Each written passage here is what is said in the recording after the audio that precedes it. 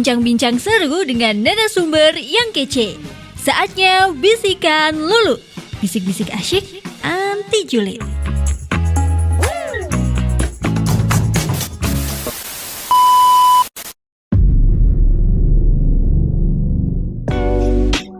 Oke, view listener semuanya. Kita panggilannya view listener nih.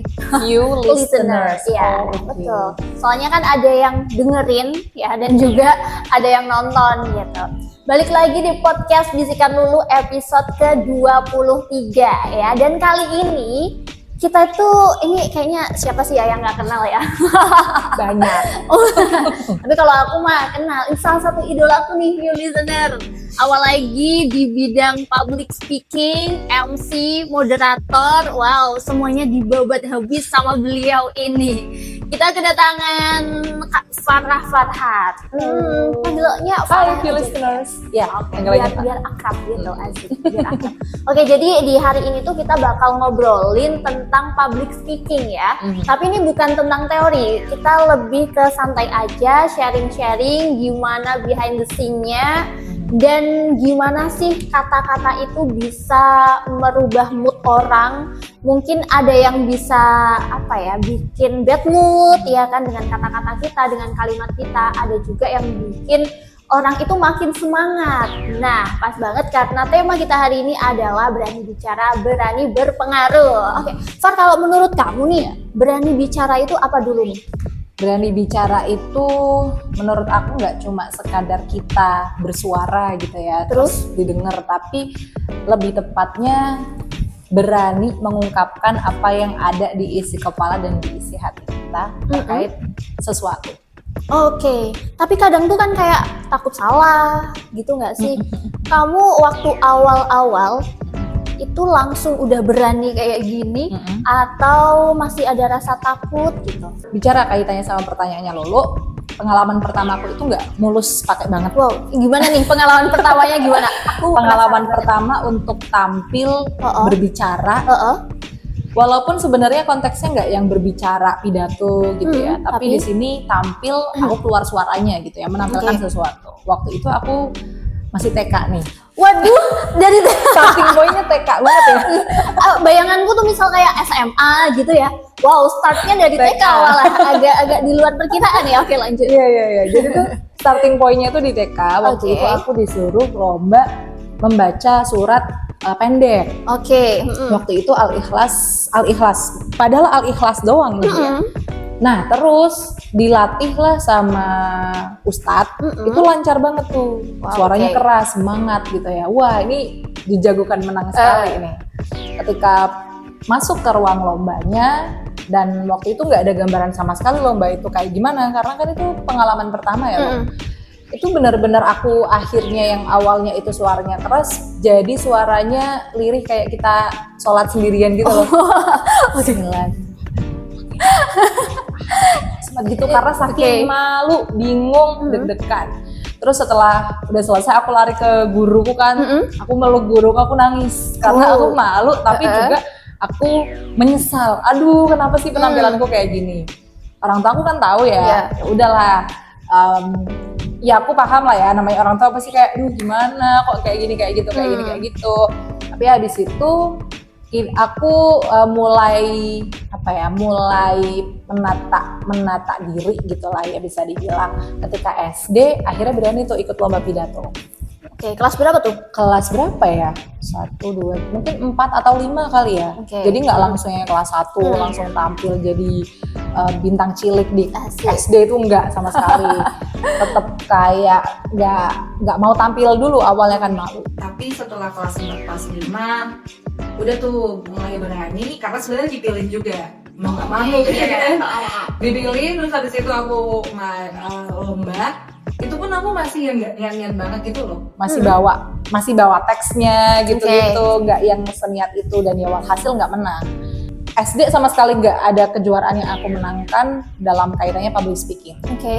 Terus ketika SMP kelas 1 kalau nggak salah, kelas 1 di SMP itu ada lomba speech contest gitu loh. Oke. Speech contest berbahasa Inggris. Nah, padahal sebenarnya mah aku dulu tuh SMP juga agak pinter bahasa Inggris.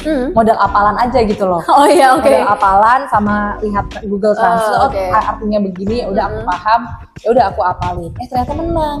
Wow, malah nggak terduga ya. Bener. Menang tuh di tingkat sekolah gitu ya, mengalahkan beberapa kelas. Habis itu akhirnya aku diminta lah lomba. Waktu itu namanya MAPSI kalau nggak salah ya, yang dari Kemenak ya. Tahu. Iya, pidato berarti kan Agama. agama ya. Berarti kayak dai lah, dai cilik gitu ya. Cilik. Padahal nggak paham juga sebenarnya ya. Ya udah aku menyusun teks itu, aku tanya orang tua aku karena mereka juga lebih tahu gitu ya, apa nih hadis apa ya yang bisa aku bawakan ketika nanti lomba. Ya udahlah diajarin nih kayak gini, bacanya kayak gini, artinya kayak gini. Ya udah aku bawakan pakai styleku itu. Nah, styleku tuh nggak dai-dai amat. Styleku tuh ya kayak ya udah pidato biasa gitu loh. Oke. Bukan yang Assalamualaikum warahmatullahi wabarakatuh. Enggak kayak gitu. Biasanya kayak gitu kan. Biasanya kayak gitu. Assalamualaikum. Aku tuh pede aja kayak orang presentasi gitu loh. Tapi ternyata menang juara 2. Wow. Kan lumayan banget ya. Maksudnya nggak expect juga. Aku diminta lomba bukan karena kemauanku sendiri juga. Terus ternyata kok menang juara 2 dengan styleku sendiri. Itu sih dari situ mulai sering lomba, ada debat bahasa Indonesia, tapi ya walaupun debat bahasa Indonesia aku nggak menang sama timku, tapi itu jadi pelajaran berharga. Sampai di SMA aku ikut lagi, menang. Wow. Ya juara 1 tingkat kota Pekalongan. Oh gila, keren sih gitu. Jadi temanku Gita sama Trisnia waktu itu. Semoga kalian nonton ya. Oh, wait, satu lagi. Aku ada lagi. Di SMP tuh aku malah lupa ini nih yang paling penting. Aku menang lomba juara 1 storytelling tingkat kabupaten. Oh wow, storytelling. Berarti jadi itu SMP 2 kali menang ya. Di babak tadi tiga-tiganya ya, ada yang tidak tahu bahasa Indonesia, ada yang bahasa Inggris, sama yang kalangan agama gitu. Tapi dari situ, dari ketiga kali menang itu, ngerasa nggak? Ini kayaknya gue jago deh di public speaking, ngerasa kayak gitu aku berbakat nih, atau ya udah mungkin ini cuman keberuntungan. Iya. Nggak yang sesadar itu bener sih, nggak yang sesadar itu kalau kayaknya emang public speaking itu skill utamaku deh, nggak yang kayak gitu. Aku cuman kayak merasa kayaknya aku suka tampil gitu aja. Berarti gitu. udah pede banget ya. Kayaknya aku suka tampil, mungkin dari kejadian TK itu kali ya, akhirnya termotivasi jadinya malah suka tampil gitu aja sih. Tapi kalau sampai ke kayaknya public speaking itu bakalan jadi pathku ke depan deh, langkah-langkahku ke depan, itu sama sekali nggak kepikiran. Oke, sama sampai sekali. SMA. Terus mulai kepikiran? Mulai kepikiran itu kelas 2 mau lulus kelas 3, mau naik kelas 3 SMA. Karena kan kelas 2 tuh kita udah kayak ditanyain kan gimana kuliah mau kemana, ini pakai jurusan apa dan sebagainya. Waktu itu aku tuh asbun banget ya, pengen jadi dokter kandungan. Wow, asbun sekali ya. jarang tuh dokter kandungan cewek. Iya kan, aku mikirnya gitu, jarang nih dokter kandungan cewek, aku pengen jadi dokter kandungan. Tapi in reality-nya aku tuh nggak jago eksakta. Jadi aku tuh jagonya ilmu-ilmu sosial gitu. Eksakta aku sangat-sangat minus banget. Gak mungkin dong masuk ke dokteran dengan nilai eksakta yang pas-pasan gitu kan. Akhirnya aku mikir lagi, aku coba bertanya ke diri sendiri gitu, sampai akhirnya aku tuh nyadar, aku tuh suka kalau lihat presenter di TV gitu ya. Terus aku juga suka niru-niruin gaya bicaranya mereka. Kenapa enggak nih, aku tujuannya ke situ. Berarti kalau aku pengen jadi kayak mereka, aku harus ambil ilmu komunikasi at least. Yes, oke. Terus aku cari-cari di Pekalongan ada, ya udah aku kuliahlah di Pekalongan, UIN Gusdur, jurusan komunikasi dan penyiaran Islam. Di situ aku mulai sadar, kayaknya public speaking, communication, and etc. itu adalah bisa aku seriusin ke depan dan semoga bisa jadi pathku gitu. Oh wow, tapi untungnya waktu nyadar dan juga tahu kalau misal aku pengen deh ke public speaking itu sebelum lulus ya, maksudnya bukan dalam aku udah masuk ke jurusan dokter kandungan terus abis itu kayaknya nggak cocok di sini terus pindah kayak gitu kan. Untungnya nggak terlambat gitu. Untungnya tidak terlambat gitu. Oke. Terus ini berarti abis lulus ya, abis lulus langsung terjun ke dunia public speaking gitu? Nggak langsung. Oh nggak langsung? Jadi aku sebenarnya gini, setelah aku lulus SMA itu aku udah langsung berusaha untuk masuk ke field public speaking and things itu.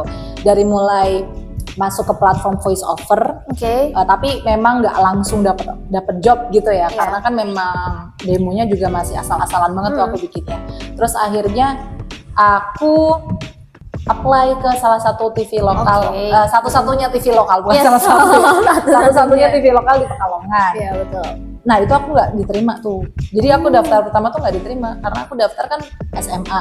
Boleh sebenarnya SMA daftar, cuman karena aku tidak ada gambaran bagaimana tapping itu berjalan, aku harus ngapain aja itu akhirnya tidak lancar dan ya udah aku tidak diterima. Nah setelah itu aku fokus kuliah. Fokus kuliah semester 1, aku merasa kayaknya aku harus sambil kerja karena ya aku pengen mandiri gitu ya. Di samping memang aku ibu aku atau milih umiku tuh single parent karena abi udah wafat, jadi kan aku harus ini memang kayaknya memang tantangannya di sini nih, aku harus kerja juga. Nah sebagai Gen Z kan pengennya kerja yang sesuai passion ya. Iya betul. Passion yang kita seneng, yang pokoknya seneng deh ngerjainnya, seneng dapat duit lagi. Gitu kan. Tapi ternyata tidak semudah itu ya untuk mendapatkan opportunity itu. Akhirnya aku ya udah deh apa aja aku kerjain. Ternyata beneran tuh aku kerja jadi crew kitchen di salah satu kafe. Kafenya deket banget dari sini. Iya, jadi aku kerja jadi crew kitchen beneran di dapur, masak dan juga checker. Checker tuh kayak ini makanan buat meja 10 aku keluarin gitu. Sama plating gitu lah. Dan kerjanya itu karena tidak ada part time, aku full time, tapi dapat diskon jam sesuai dengan jam kuliah benar, sesuai dengan aku selesai kuliahnya jam berapa. Dan kebanyakan karena selesai kuliah jam 5, karena waktu itu semester 2 padat ya.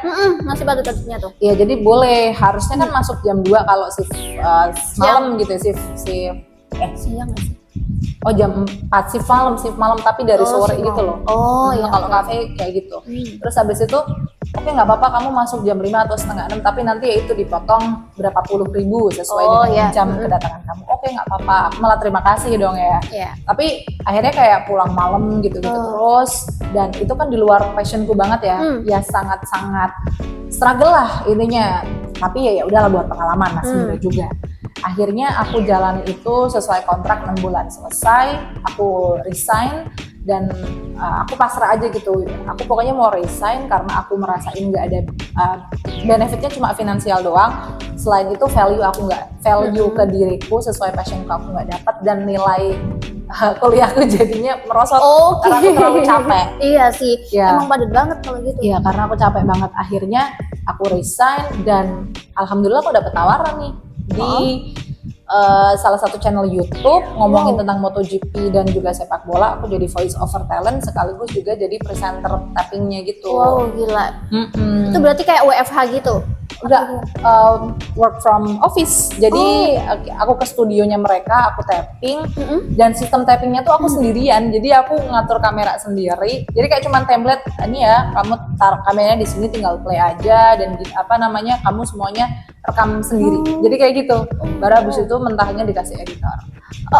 Bener-bener harus bisa semua yang multitasking ya? Bener, multitasking. Dan you know what, tidak ada prompter. Jadi prompternya itu pakai komputer yang mana peletakannya kan nggak yang sesuai sama kameranya. Otomatis aku nggak bisa dong kalau kayak gini. Akhirnya aku harus menghafalkan. Jadi itu sistemnya ngafalin kalimat, misalkan satu paragraf ya, satu atau 3 kalimat aku hafalkan untuk aku present ke mereka. Terus sisanya nanti akan jadi voice over. Gitu loh, jadi sistemnya kayak gitu. Aku jalan itu kurang lebih selama 3 tahun. Wow, lama itu. Lama banget. Terus dan aku tetap tidak tahu tentang MotoGP dan sepak bola karena tidak suka. Lucunya gitu.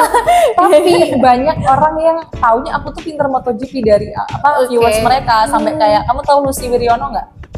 Nggak tahu. Lucy Wiryono itu di Trans 7, dia tuh presenter kawakan tentang MotoGP. Wah, dia udah pinter banget tentang MotoGP lah ya. Nah itu tuh kan dia udah resign dari Trans 7 sampai banyak yang DM, Mbak Lucy Briana resign, ayo Mbak Farah Gantiin gitu. Yang gantiin gimana, orang gue juga nggak tahu apa, gue cuma bacain doang, lu doang ini. Terus ya udah aku biarin aja sampai akhirnya aku masuklah ke Batik TV dengan dipanggil dari Batik TV. Berarti nggak apply gitu ya? Nggak apply.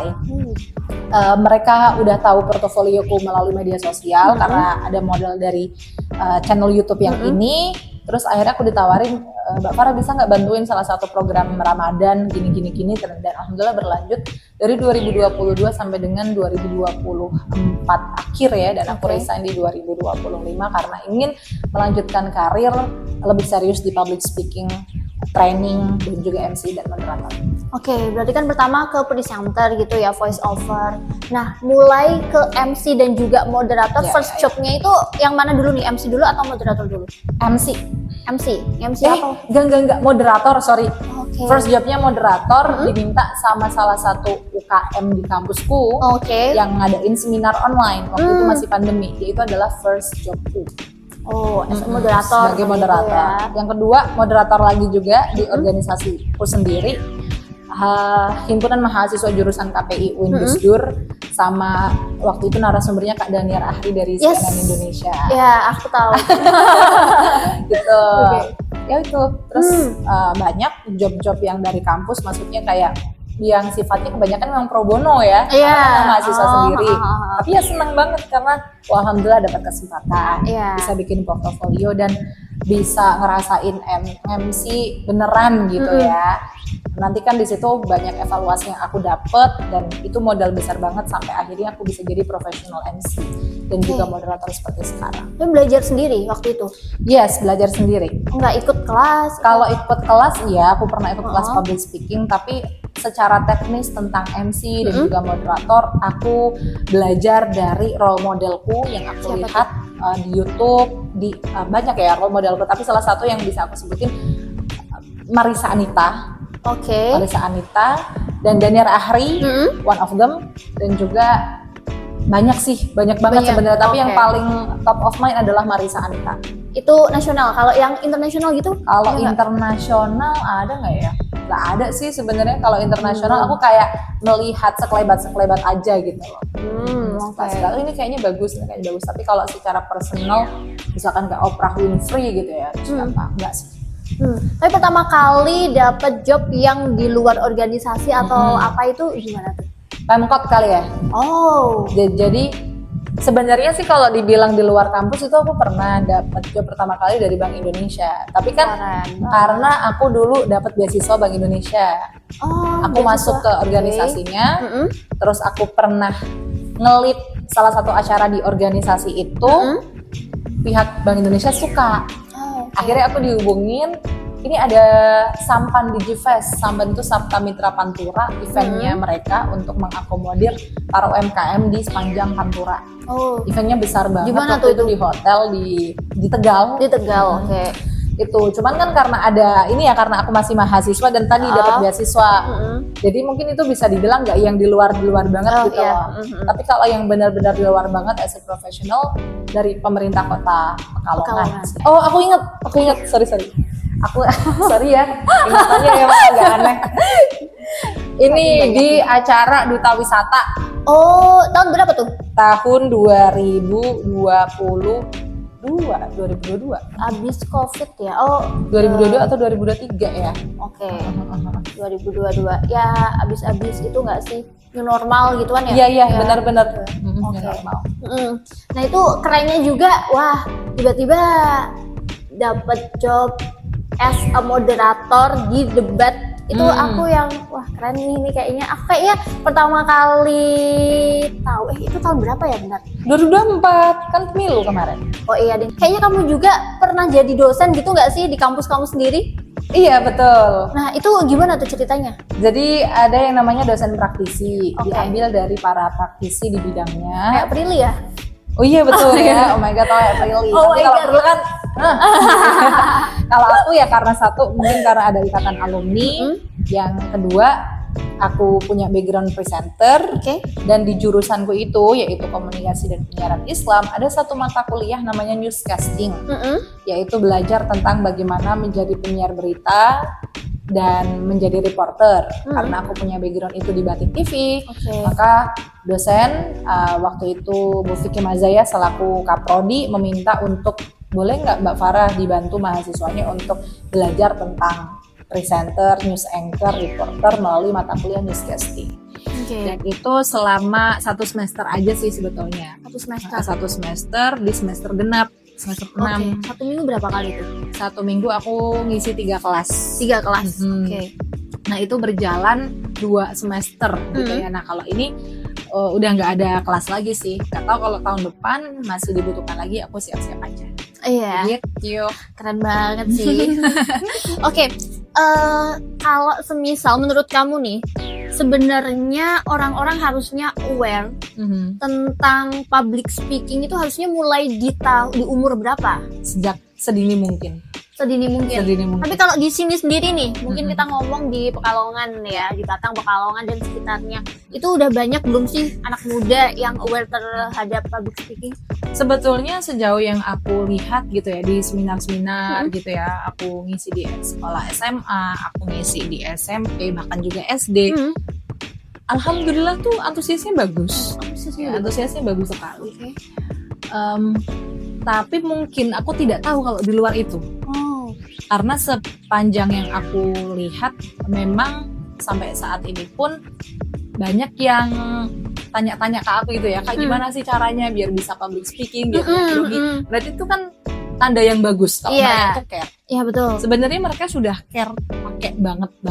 Aku percaya itu. Mereka memahami bahwasanya potensi public speaking itu penting untuk masa depan, untuk belajar, untuk karir gitu ya.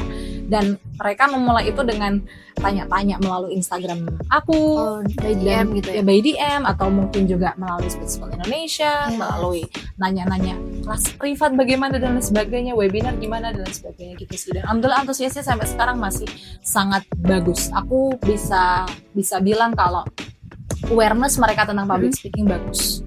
Ngomong-ngomong tentang grogi tadi ya, awalnya kamu pernah nggak sih grogi, demam panggung gitu?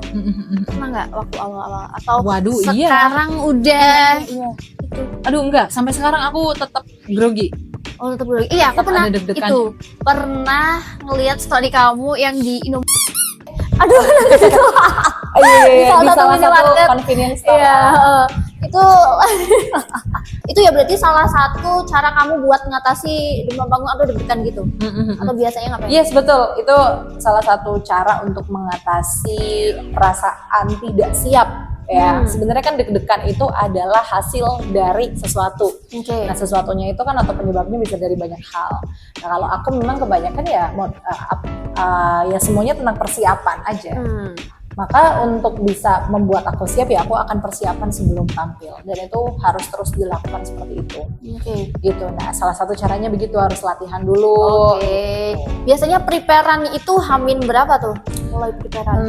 Idealnya itu ya selama mungkin gitu ya. Tapi kan kita juga menyesuaikan gitu ya tanggal fix acaranya tuh kapan. Kadang kan ada yang mepet banget, ada yang panjang. Nah kalau yang mepet mungkin ya 3 harian gitu lah ya, 3 harian atau at least kalau memang informasinya itu dapatnya itu ketika hari H ya udah dibaca aja sebanyak mungkin, tapi kuncinya harus tenang. Kalau udah sering dengan sistem kayak gitu, dengan dinamika yang seperti itu, udah nggak masalah sih kalau misalkan Farah misal besok ya moderator, nggak masalah juga sih. Ya udah asalkan materinya udah lengkap gitu. Dan jam terbang? Ya jam terbang itu nggak bisa bohong. Iya bener. Untuk mendapatkan kualitas yang baik, maka dibutuhkan quantity yang banyak. Nah, kalau sekarang kan kamu udah banyak ya. Amin. Jam terbangnya udah kemana-mana juga. Kayak aku kalau ngelihat Instagram kamu, wow, udah nyampe sini keren banget gitu loh. Tapi dari moderator MC itu menurut kamu ya, yang paling aduh nih aku banyak nggak siapnya nih gitu, dan lebih gampang mana sih nge-MC atau nge-moderator gitu? Wah, kalau dulu sih aku masih bisa milih, kalau ini sekarang udah nggak bisa milih nih. Kenapa Kenapa? Karena semua itu tergantung sama situasi dan kondisi event. Oh, oke. Dua-duanya akhirnya aku bisa bilang aku aman-aman aja dua-duanya. Tapi yang nggak bisa aku tentukan adalah bagaimana situasi di lapangan. Terkadang ada event yang memang dia udah siap banget, bisa dibilang kayak siap 90% dan membuat aku jadinya ya udah aku tinggal menerima semua informasi yang fix itu. Akhirnya aku bisa persiapan dengan matang dan akhirnya lancar. Tapi ada juga informasi-informasi yang dinamis sekali dan itu wajar ya dalam sebuah event. Itu yang membuat aku struggle banget di situ, gitu ya. Jadi begitu, nggak yang MC atau moderator dua-duanya aku suka. Untuk sekarang ini udah di tahap semuanya aku suka, tapi tergantung bagaimana nanti realita di eventnya, dinamika eventnya seperti apa. Gitu sih. Nah, kalau kamu kan tadi bilang ya, kalau dulu aku masih bisa milih nih. Masih bisa milih. Kalau dulu milihnya apa? Kalau dulu aku milihnya moderator. Soalnya kenapa? Karena aku itu emang dari dulu kan kayak suka banget ya niru-niruin news anchor ngomong gitu kayak Mbak Nana gitu-gitu loh. Dan moderator tuh aku kayak bisa sambil ngebayangin wah aku nih seorang news anchor internasional ya kayak internasional. Amin. Nasional gitu ya. Wah, jadi kayaknya aku bisa nih pakai gaya-gaya ala-ala Mbak Nana atau gaya-gaya ala Marissa Anita gitu. Jadi lebih ke melampiaskan impianku, bukan melampiaskan sih tapi ya mewujudkan impianku melalui moderator. Dan sukanya lagi aku bisa ketemu sama narasumber yang keren, aku bisa satu panggung gitu satu panggung, aku bisa nanya apapun kaitannya sama tema dan aku bisa foto bareng sama mereka. Itu salah satu benefitnya ya. Receh sih memang ya, tapi itu sih yang bikin aku suka. Kenapa dulu aku lebih milih jadi moderator. Iya, tapi itu emang salah satu benefitnya. Dengan kita ya yang tadi aku ngomong ya, meet and greet berkedok kerja gitu ya. Bener, Padahal wow gila, ini aku bisa ketemu sama idolaku loh dengan lewat ini gitu kan. Iya, benar. Aduh ya, tapi kalau semisal ada nggak sih, kan pasti ada plus minusnya nih. Jadi moderator, MC, public speaker kayak gitu. Nah minusnya apa nih? Minusnya apa ya? Nggak ada Ini nih. tantangan kali ya? Tantangannya Minus atau tantangan? Kalau tantangan MC atau moderator apa nih? Apa dulu di dalam hal karir atau dalam hal apa nih? Mungkin bisa spesifik. Oke, kalau dalam karir. Kalau dalam karir ya, kalau dalam karir tantangannya adalah aku mengembangkan karirnya itu di Kota Pekalongan. Itu tantangan. Oke. Aku bukan bilang opportunity-nya sempit dan lain sebagainya gitu ya. Ya, tapi yes, karena memang kita di daerah. Iya betul. Dan semua daerah City ya. pasti seperti itu. Dalam kaitannya sama event, karena segmentasiku itu adalah event yang kebanyakan adalah semi formal ataupun tadi diskusi, seminar gitu kan bisa dibilang jarang. Oke, gitu betul, ya, nggak sebanyak acara-acara misalkan konser musik atau mungkin apa gitu ya yang lebih entertaining. Itu yang jadi tantangan. Gimana caranya aku maksimal di Kota Pekalongan, tapi kalau aku nggak boleh di sini aja, aku nggak boleh cuma maksimal di Pekalongan karena kuantitinya sangat sedikit, opportunity-nya bisa dibilang sedikit. Aku harus thriving. Nah, thrivingnya itu yang jadi tantangan juga. Aku branding di sosial media, kemudian banyak sih sebenarnya tawaran-tawaran dari Jakarta gitu ya yang mampir ke aku, tapi karena melihat aku dari daerah, mungkin juga mereka harus spending lebih banyak untuk transportasi dan akomodasi, mungkin out of their budget, akhirnya postpone atau nggak jadi gitu loh, kayak gitu-gitu. Tapi aku menyikapinya itu yang awalnya sangat sedih sekali gitu ya, aku menyesal dan pokoknya ngerasa aduh kenapa sih kok kayak gini gitu kan eman-eman banget sebenarnya. Tapi sekarang udah yang lebih legowo karena memang pada kenyataannya aku masih berkarir di sini, jadi ya apapun yang menjadi opportunityku di sini aku terima. Kalaupun ada yang dari luar aku akan sangat-sangat menerima dengan tetap berusaha brandingku itu aku terus luasin, aku maksimalin di media sosial. Gitu. Toh juga alhamdulillah kebermanfaatannya sekarang nggak cuman aku bagi di Kota Pekalongan aja, tapi melalui media sosial itu banyak banget yang reach out dari mana-mana. Walaupun itu secara virtual ya, belum secara offline. Medsos emang seberpengaruh itu sih ya ke semua gitu loh, semua pelosok negeri asli. Oke, tapi sejauh ini yang paling jauh itu kemana? Yang paling jauh berarti ya Jakarta sih. Jakarta. Pengen banget sih sampai keluar Jawa ya, semoga ya. Amin, ya. amin. Semoga ya. Jadi selama ini yang udah aku satronin ya Jakarta, Tasikmalaya, Jogja, Solo, Semarang, Tegal, Pemalang. Wow, lumayan. Surabaya kemarin tapi bukan MC sih, job Iya. sebagai content creator. Oh ya, aku juga lihat. Apa sih yang nggak aku Aku lihat? mengikuti aku terus. Soalnya kan salah satu idola aku guys. Insya Allah, Oh my insya god. Jadi ya begitulah ya. Apa ya? Ada yang ngomong kalau kan kata-kata itu sangat berpengaruh ya sama orang. Nah, kamu ada pengalaman itu nggak? Pernah kalimatmu itu bisa ngerubah orang gitu? Oh wow.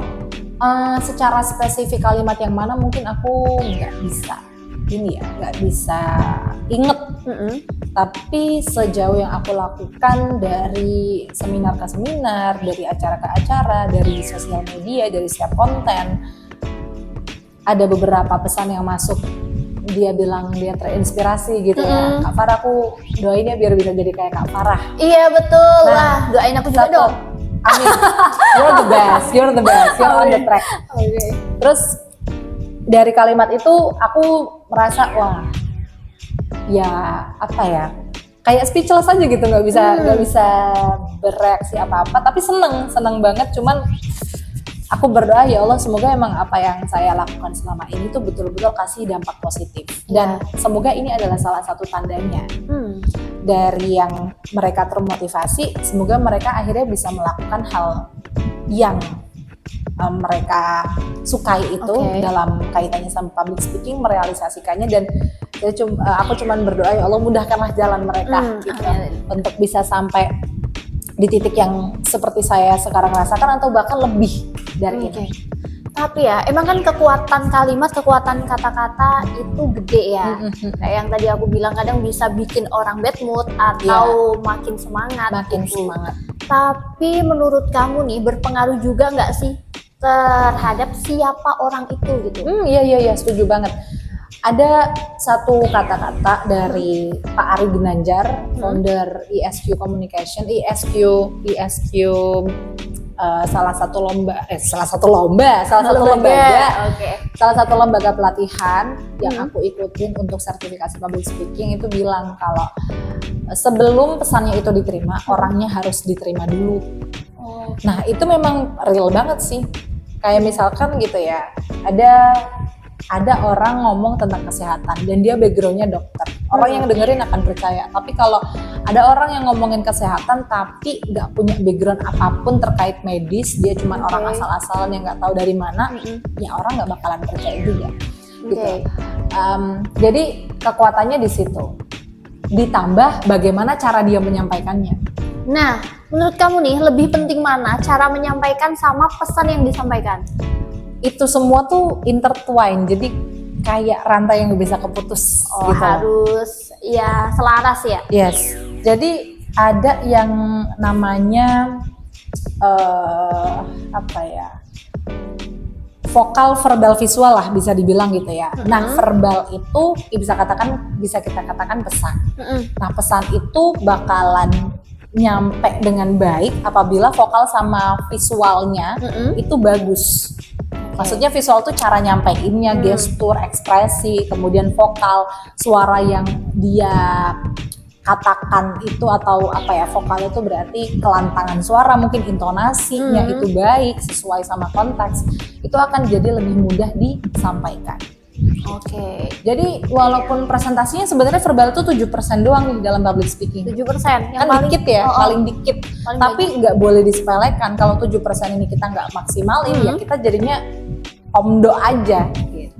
Jadi pesan tetap harus kita pegang. Habis itu gimana caranya kita mempresentasikannya ya. Ya kayak misalkan aku analogikan ini ya, ini apa, bakwan ya? Itu bakwannya betul. Bakwan. Brandnya Tut gitulah ya. Oh iya lagi. Masih ada. Brandnya tereret, misalkan. Ya udah, bakwan ini adalah isi pesan. Oke, Nggak mungkin dong kita jualan plastiknya doang. Iya benar. Kecuali kalau memang jualan plastik gitu kan. Tapi kalau memang mau jualan makanan, ya berarti makanannya harus ada harus ada di dalamnya dan dikemas dengan baik. Dengan tampilan yang baik, ada cabainya di atas, gitu, ada toppingnya, ada kertas yang alas ya biar nggak minyakan dan lain sebagainya, dilihat rapih. Orang jadi mau beli, mau makan. Nah, mau beli mau makan itu kayak orang mau ngedengerin orang ngomong sama orang itu akhirnya mau memahami. Jadi kalau memahami itu kayak orang udah makan apa yang kita omongin gitu lah ya. Nah, untuk bisa sampai orang itu mau memahami dan mau mendengarkan dan mau memahami, berarti cara penyampaiannya juga harus baik dan isinya juga harus ada. Dua-duanya intertwine, nggak bisa penting mana, nggak bisa. Dua-duanya intertwine. Iya. Kalau dari tampilannya aja ini nggak menarik, orang-orang tuh nggak bakal ngambil. Betul. Gitu. Nggak bakalan ngambil, nggak bakalan makan gitu kan. Betul. Sebagai moderator kan biasanya sering mengendalikan suasana ya. Itu gimana tuh caranya biar orang-orang tetap engage gitu loh? Betul. Kaitannya emang ini kita harus pahami dulu kondisi audiens kita. Misal acaranya pagi, kita bisa bilang orang masih semangat. Tapi tiba-tiba acaranya molor. Yang teman-teman apa tuh audiens kayak udah nunggu lama berjam-jam, terus habis itu akhirnya baru dimulai acara, pasti kan mereka memulai itu dengan bad mood ya kan. Walaupun moderatornya juga bad mood karena acaranya molor, tapi kita nggak bisa bad mood. Kita harus tetap senyum, relax, dan kita bisa kasih salah satunya adalah icebreaker. Entah itu mungkin pakai jargon, menyapa satu-satu gitu ya, jangan langsung masuk ke acaranya. Kita harus warming up lagi. Nah, baru deh kita mulai. Terus along the way acaranya itu dimulai, kita harus terus engage dengan tadi, kita harus kasih reaksi-reaksi ke mereka. Misalkan nih, Lulu sebagai narasumber gitu ya, terus Lulu ngomong sesuatu, terus aku elaborasi lagi. Jadi kata Kak Lulu begini ya teman-teman. Teman-teman pernah ngerasain juga nggak ada yang ada di sini? Jadi tetap berinteraksi seberjalannya acara. Di saat sesi diskusi pun sama seperti itu. Sama juga ada yang nanya gitu. Kalau nggak ada yang nanya berarti kita yang harus jemput bola. Karena memang tugas kita kan harus benar-benar yang bikin suasananya hidup ya. Betul, suasana dan diskusi itu hidup. Ini pertanyaan moderator kan ya? Iya, moderator. Itu diskusi hidup, suasana hidup. Maka sebagai moderator ya harus punya banyak list pertanyaan yang kalau misalkan audiensnya belum mau bertanya, kita bisa tanya dulu sebagai pancingan di awal. Terus kemudian kita bisa jemput bola ke mereka. Misal ya kita iseng-iseng interaksi gitu. Baik, mungkin teman-teman masih butuh waktu ya untuk mencatat pertanyaan atau memikirkan pertanyaan apa yang sekiranya akan ditanyakan kepada narasumber. Untuk itu saya mau tanya-tanya dulu nih ke audiens, kaitannya apa saja sih yang sudah dipahami dari materi tadi. Boleh ya yang sebelah sana, kakaknya namanya siapa? Tadi belajar apa aja? Yang paling menarik deh dari kakak apa? Misalkan gitu. Wow, keren banget ternyata. Itu menjadi salah satu tantangan juga ya. Kalau awal-awal masih jadi moderator mungkin masih bingung ini cara mengendalikan suasananya itu gimana. Tapi kan beda nih kalau sama kamu yang udah jam terbangnya tinggi. Balik lagi semua itu perlu jam terbang tinggi ya. Tapi ngomong-ngomong tentang mood tadi ya, kan bikin bad mood. Hal apa aja sih yang biasanya bikin MC moderator kayak gitu bad mood selain molornya acara? Selain molor ya, dinamika acara yang terlalu tinggi. Tapi itu nggak boleh bad mood sih sebenarnya. Cuman kan namanya manusia kan pasti kan kayak kesel tapi ya udah dirasain aja. Yang penting show must go on. Ya kan, show must go on. Mau itu tiba-tiba lagi ngomong nih, Assalamualaikum warahmatullahi wabarakatuh, selamat datang Bapak Ibu dalam acara kali ini. Terus tiba-tiba ada yang bisikin, Pak narasumbernya belum siap. Lagi ya. Oke Bapak Ibu, kita dan itu kan nggak boleh kelihatan kita merespon ya. Tiba-tiba jangan sampai keceplosan. Oke, siap kan, nggak boleh gitu. Ya udah dengerin tapi kita sambil ngomong. Itu kan multitasking banget. Iya, banget. Kita dengerin, kita harus produce sesuatu yang mereka bisa denger gitu. Terus habis itu ya udah show must go on kayak gitu. Terus belum lagi apa ya yang paling trik itu nama-nama yang harus disebutin dengan benar dan tidak boleh salah gitu-gitu. Itu yang kadang yang bikin pressure. Kalau agak sedikit pressure kan kita agak sedikit keganggu gitu ya moodnya ya. Tapi sekali lagi Itu semua memang normal dirasakan dan gak apa-apa, rasain aja as long as show must go on. Ya, tetap profesional. Nah, kalau buat listener semuanya nih yang baru pengen memulai atau belajar public speaking dari nol, menurut kamu langkah apa yang harus dilakukan pertama kali? Oke, langkah yang pertama, satu, kalau memang belum menemukan platform belajarnya ya, maka harus dicoba dulu dari kesempatan yang paling dekat dengan kamu. Misal aku kasih contoh sebagai mahasiswa nih, mahasiswa atau pelajar, kesempatan yang paling dekat dengan kamu untuk tampil adalah ketika di kelas. Bertanya ke guru, bertanya ke teman ketika presentasi, menyampaikan pendapat, atau ya melakukan presentasinya itu sendiri. Ketika kalian punya kesempatan itu, jangan anggap sepele, jangan anggap ya udahlah, aku mau presentasi baca aja deh karena aku malu kalau misalkan harus begini harus begitu. Enggak, itu kesempatan yang bagus, jangan sampai dianggap sepele dan buat itu seolah-olah kamu itu udah pro banget, gitu ya. Jadi misalkan pas presentasi di kelas, kamu bikin PPT-nya yang juga bagus, jangan satu makalah kamu kopas ke kebanyakan PPT, gitu ya. Tulisan terus habis itu muka kita ke slide presentasi doang. Ya kalau kayak gitu mah yang dengerin juga bisa ya baca sendiri. Nah itu jangan sampai kayak gitu. Belajarlah improvisasi dari tadi kesempatan yang paling dekat dulu dengan kamu. Dari situ nanti kamu akan improve, karena jangan nunggu percaya diri dulu untuk mulai. Gak akan pernah ada itu kayak gitu. Rumusnya adalah kamu coba dulu, percaya diri akan ada. Jadi percaya diri itu hasil dari kita mencoba. Tapi kalau pengalaman pertama gagal itu kadang bikin kita tuh udah nah gitu itu gimana tuh? Biar enggak nggak kapok. Yes, memang itu tantangannya, dan balik lagi semua itu ke mental kita yang apakah kita itu mau berkembang atau enggak. Dan kalau memang ngerasa aduh penampilanku kemarin jelek banget, aku begini, aku begitu. Sebenarnya orang juga nggak akan ingat-ingat banget sih dengan kegagalan kita yang itu, kecuali bukan yang kegagalan fatal kayak misalkan ya sampai nyinggung perasaan orang lain gitu kan. Misalkan kayak yang dilakukan seorang public figure gitu, ngomongnya salah, menjelekan banyak orang, misalkan salah satu aja dulu yang tentang ST itu loh, gitu kan, yang tentang ST itu kan itu fatal banget, karena mungkin sampai sekarang orang masih ingat. Tapi kalau misalkan masalahnya kayak misalkan aduh aku grogi, aku tadi belibet gitu ya nggak apa-apa, itu ya normal karena kamu mungkin karena itu pertama kali, dan itu dalam kaitannya kamu itu masih belajar untuk menjadi lebih baik. Orang pasti akan memahami kamu, dan orang juga bisa dibilang 1 menit sebelumnya udah lupa apa yang tadi kamu lakukan. Sehingga kalau gitu berarti tidak ada alasan dong untuk malu. Harusnya ya. Dan dari situ teman-teman ya udah mindsetnya udahlah paling juga udah lupa. Dan sekarang pun saya kayak gitu.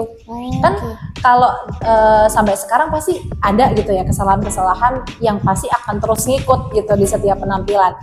Dan itu beda-beda, aku nggak bisa memprediksi karena setiap penampilan tidak ada yang sempurna, setiap event nggak ada yang sempurna. Tapi yang dulunya itu aku kayak pressure banget, gimana sih salah, overthinking banget ya pasti overthinking banget, even udah minta maaf gitu ya ke klien atau ke panitia, tapi tetap aja kayak gitu ngerasa bersalah. Tapi kalau sekarang ya udah minta maaf, aku tetap mencatat kesalahanku, tapi yang enggak yang overwhelming banget. Karena aku tadi mikir, paling juga besok acara orangnya beda lagi gitu. Jadi kadang sih betul dibikin kayak gitu aja. Dan nggak apa-apa gagal. Kalau dulu sih kamu juga pernah ngomong ya. Kalau habiskan aja dulu jatah kegagalan kamu, gitu kan. Sekarang kan kamu udah mulai buka kelas nih, ya kan? Ada speakschool.id tadi udah sempat disinggung ya di awal ya. Nah itu mungkin bisa menjadi salah satu cara buat teman-teman semua, buat listener semua yang mau belajar public speaking, mau belajar moderator dan juga nge-MC ya. Di situ kamu buka kelas apa aja? Di Speak School Indonesia kali ini kami masih fokus untuk private one-on-one. Jadi private one-on-one itu memberikan kesempatan teman-teman yang ingin belajar public speaking atau ingin belajar menjadi MC atau moderator secara private bersama saya langsung. Jadi 1 lawan 1, one-on-one. Kenapa sih kok harus one-on-one? Padahal kan belajar public speaking harusnya kan sama yang lain juga dong, bareng-bareng. itu untuk ngasih kesempatan kamu dulu menggali apa yang menjadi tantangan kamu, apa yang bisa kita improve dari kemampuan teman-teman secara personal. Karena kadang dan juga banyaknya orang itu malu kalau misalkan harus ngasih tahu permasalahan tantangan public speakingnya di depan banyak orang. Nah, betul. Kami provide itu untuk membuat teman-teman leluasa, ceritain dulu apa sih yang bikin kamu struggle di public speaking, apa yang pengen kamu achieve, dan dari situ juga penyampaian materi jadi akan lebih terarah, fokus ke satu orang demi satu orang, kemudian juga secara penampilan tahap demi tahap akan ada masukan-masukan yang spesifik dari saya. Karena kalau banyak orang kan aku nggak bisa ngasih, oke ini kamu kayak gini nggak bisa. Tapi kalau satu orang aku bisa ngasih tahu dari mulai awal sampai akhir itu apa saja yang bisa diimprove. Betul. Di pertemuan terakhir, karena kami ada 4 kali pertemuan, di pertemuan terakhir kita akan ngasih kesempatan teman-teman untuk showcasing. Jadi mempraktikkan seluruh materi yang sudah disampaikan ke dalam satu teks yang dibuat. Jadi ada outputnya nih, setelah 3 hari kita belajar, mereka akan membuat satu teks public speaking berdasarkan struktur teks yang sudah diajarkan di hari sebelumnya. Kemudian mereka akan mempraktikkan itu dengan metode improvisasi atau ad-libbing gitu. 4 kali pertemuan ya. 4 kali pertemuan. Dan biasanya kalau private kayak gitu kan lebih waktunya fleksibel banget, terserah kita bisanya itu jam berapa, karena mungkin di sini kalau yang masih mahasiswa belum aware ya tentang public speaking, kadang kita awarenya itu waktu kerja. Ternyata public speaking itu penting banget ya, apalagi di dunia kerja. Betul. Jadi pasti muridnya banyak yang dari mana nih? Ya, kalau untuk student kami dari seluruh Indonesia ya, udah ada ya.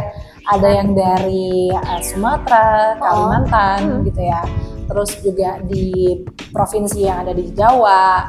Terus di Kota Pekalongan sendiri juga ada, tapi memang nggak banyak.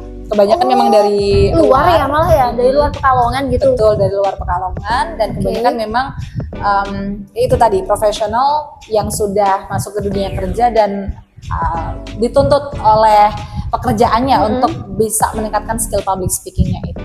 Tapi itu by online semua? Ada yang private langsung ketemu gitu nggak? Yes, ada. Jadi kami ada 2 skema juga, ada online dan juga ada offline. Tapi kalau offline itu khusus untuk Pekalongan dan sekitarnya aja. Gitu ya. Jadi beberapa student kami dari Pekalongan itu datang ke rumah gitu ya untuk melakukan private coaching 4 kali. Treatmentnya sama, tapi ya cuman offline aja. Gitu ya. Nah, untuk yang online itu dari mana-mana aja sih.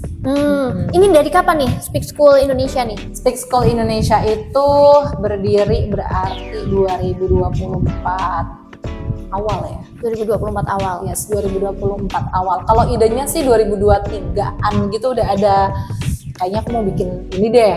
Terus akhirnya aku eksekusi itu 2024 awal dengan kelas pertama kita itu webinar online. Webinar online. Terus itu akhirnya karena kalau webinar tadi memang ada hal-hal yang nggak bisa kita reach dari peserta, nggak semuanya dapat kesempatan yang sama, akhirnya terus kenapa enggak nih di privatein aja. Keren. Itu eksekusi sendiri ya? Eksekusi sendiri dan dibantu sama 2 teman saya. Kita satu tim. Cuman kalau untuk private one on one ini ya saya masih handle sendiri. Keren banget. Itu waktunya. Kamu waktunya ada berapa jam sih? 24 jam kan sama ya? 24 jam untuk teman-teman yang mau belajar deh. Ya, 24 jam. Nggak ada tidurnya. Sebenarnya ada ini sih, ada pilihan jam, nanti teman-teman bisa pilih gitu. Cuman memang high demand-nya ada di pukul 20.00. 20.00 kebanyakan itu high demand, karena ya memang para pekerja kan siangnya kerja gitu ya. Berapa jam durasinya? 1 kali pertemuan 1 jam, berarti in total kita ada 4 jam pembelajaran. 4 jam pembelajarannya. Dan mungkin kalau masalah itu apakah bisa di-spill atau mungkin buat teman-teman yang tanya sendiri aja langsung gitu? Aduh, kalau misalkan untuk investasi, silakan teman-teman bisa hubungi nomor Speak School Indonesia di 0858 6641 7391. Nanti dicatetin. Iya, nanti di sini ada Instagramnya juga ya. Oke, jadi itu tadi kita udah ngobrol tentang dunia public speaking ya. Dan tentunya banyak sekali sih insight-insight yang kita dapetin, terutama aku pun masih belajar ya, apalagi dengan Kak Farah, dengan Farah yang udah jauh pengalamannya lebih banyak gitu ya. Dan Dia juga sih, dia juga keren banget. kata-kata atau kalimat itu memang bisa mempengaruhi orang. Sekali lagi itu jadinya, kan ada yang ngomong ya, kalau kata-kata itu setajam pisau, iya nggak sih? Atau aku ngarang sendiri? Pokoknya itulah keren banget. Di sini kita nggak cuma ngobrolin teori, tapi ternyata apa ya, pengalaman pertamanya Farah ya keren juga gitu loh, dari TK. Itu yang paling aku nggak expect sih. Aku kira dari SMA ya bakal kita flashbacknya, oke di SMA gini-gini. TK bro. Tapi dari orang tua itu ya support terus. Betul. Ya. Soalnya kan kadang ada yang, wah public speaking nanti kamu mau jadi apa? Benar, gitu benar, kan. benar. Oke, kayaknya nggak bisa deh kalau kita kelar gini aja. Aku mau tanya kamu jawab cepet aja nggak Oh apa-apa. my god.